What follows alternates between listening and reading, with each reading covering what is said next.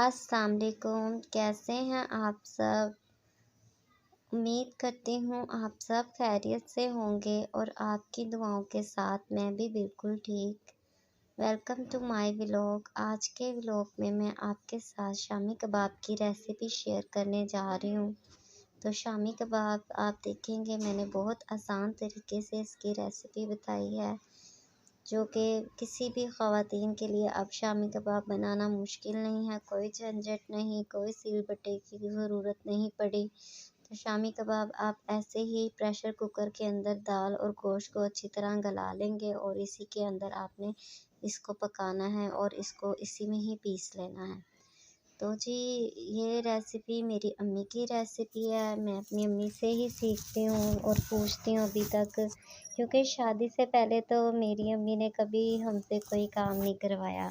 शादी से पहले ना किचन में गए थे कभी, ना ही किचन देखा था। सिर्फ खाना ऑर्डर करते थे, जो ऑर्डर किया जाता था वो मिल जाता था, वो सामने पेश हो जाता था। ना ही कभी रोटी बनाई थी, ना ही कभी सालन। तो शादी से पहले तो हर लड़की ऐश करती है माँ बाप के घर, लेकिन जब आप अपने ससुराल चले जाते हैं तो फिर ये काम तो फिर आप एक्सपर्ट हो जाती हैं खुद भी। तो खैर से मेरी शादी को भी 8 साल हो गए हैं और अब तो मैं भी एक्सपर्ट हो गई हूँ।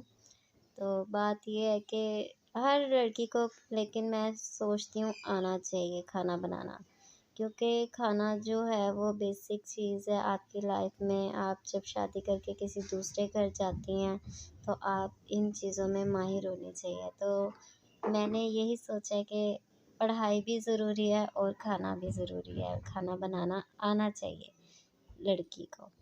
तो आप भी अपनी बेटियों को ज़रूर सिखाएं। अगर वो पढ़ाई कर रही हैं तो फिर भी थोड़ा बहुत उनको किचन्स वगैरह का ज़रूर चीज़ों का बताएं। मैं मानती हूँ कि गर्ल्स की लिस्ट में नहीं का वर्ड नहीं होना चाहिए कि मुझे ये नहीं आता।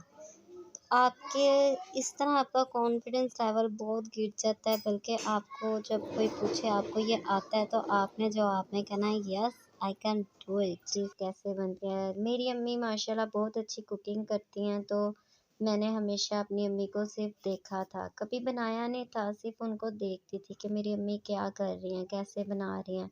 देखना मेरा उनको शौक़ था। तो फिर मुझे इसीलिए ज़्यादा किसी से पूछने की भी कभी ज़रूरत नहीं पड़ी कोई रेसिपी, क्योंकि मैंने अपनी अम्मी को देख देख कर ही सीख लिया था। शादी के बाद जब मैंने खाना बनाना स्टार्ट किया तो अल्हम्दुलिल्लाह मुझे किसी भी से पूछने की ज़रूरत नहीं पड़ी थी, बल्कि मैं इतनी अच्छी कुकिंग करती थी कि मेरी अम्मी भी हैरान हो जाती थी कि तुम ये सब कुछ कर लेती हो बआसानी। तो जी, मैं अल्हम्दुलिल्लाह ये सब कुछ देख कर ही सीख लिया था अपनी अम्मी से। ना ही ज़्यादा मैंने अपनी अम्मी को कॉल्स करके पूछा बार बार कि ये चीज़ कैसे बननी है, ये चीज़ कैसे बननी है।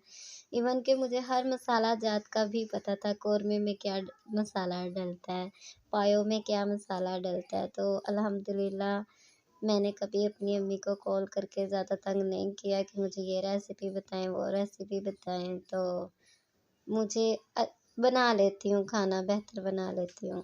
तो इसी तरह आप भी अपनी बेटियों को कम से कम ना पकवाएं, उनको अपने साथ रखें, अपने पास बिठाएं कि आपने ये देखना है। उनको बताएं कि कौरमे में ये चीज़ डलती है, आज मैं ये बना रही हूँ, मुझे इन इन चीज़ों की ज़रूरत है। एक लिस्ट बनवाया करें। मेरी अम्मी मुझसे ना, जब कोई दावत होनी, कोई घर में आना है या कहीं मेरे वो ताया अब्बू के घर भी मेरी अम्मी बनाती थी खाना वगैरह, तो लिस्ट मुझसे बनवाती थी कि आज ये लिस्ट खाना बनना है, इसके लिए इन इन चीज़ों की ज़रूरत पड़ेगी। तो फिर मैं वैसे ही अपनी अम्मी की लिस्ट बनाती थी, मेरी अम्मी मुझसे सारे मसाला जात लिखवाती थी। तो फिर मुझे इस तरह से और भी अच्छी तरह याद हो गया। कम से कम आप अपने बच्चियों से लिस्ट ज़रूर बनवाया करें, ताकि उनको पता हो कि इस चीज़ में ये मसाला जार डालने हैं, ताकि उनके आगे की लाइफ आसान हो। चाहे लड़की जितनी भी पढ़ी लिखी हो, जो भी हो, कुकिंग तो करने आनी चाहिए। भाई 3 टाइम खाना तो हर घर की ज़रूरत है और ये हमारे यहाँ लेडीज़ ही करती हैं। तो फिर ये था मेरा आज का व्लॉग। उम्मीद करती हूँ आपको मेरी बातें पसंद आई होंगी। मेरे साथ टाइम गुज़ारना अच्छा लगा होगा। मैं इसी तरह आपके साथ अच्छी-अच्छी रेसिपीज़ शेयर करती रहूँगी। दुआओं में याद रखिएगा। अल्लाह हाफ़िज़।